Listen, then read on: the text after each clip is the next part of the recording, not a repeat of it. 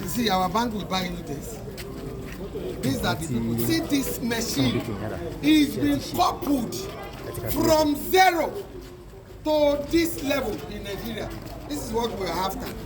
We don't want anybody to bring trash to Nigeria any longer. We want something. Àwa náà orí wa pé a ní àwọn èèyàn tó jẹ́ èèyàn gidi tí ó jẹ́ pé engineer ni wọ́n ẹ wo machine tẹ̀ ń wò yìí ẹ kó wà ká láti zero level tó fi débi tó dé yìí àwọn tí wọ́n torí àwọn engineer ni àwọn engineer dà ẹ bọ́ ta jẹ́ arójú yìí ẹ wá wo àwọn tó ṣe o. These are the engineers. Obìnrin bẹ láàrin wọn pàápàá. Where is that lady? Auntie. Ó yá bọ́ síbí ṣé o ti rí i? Nàìjíríà ti lọ pátápátá. Ṣé ti gbọ́ wọ́n ní mọ́tò? Bẹ́ẹ̀ ni kórópè ó wà ń bẹ̀. Eléyìí tí wọ́n lè bẹ design tó máa fi kẹ́rù. Suzuki tó máa fi máa kó ẹrù láti máa deliver ẹrù ẹ káàkiri. Gbogbo ẹ̀ ló wà ń bẹ̀. Ó ń ta gáàsì ni tí ò ní ná ẹ lówó rárá. Ẹmọ tó fọ́nì kò lo ẹ́ńjìnì rárá. Bátìrì lásán ni.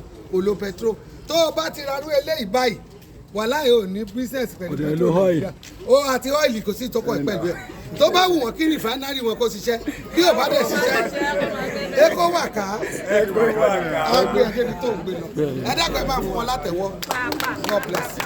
Thank you.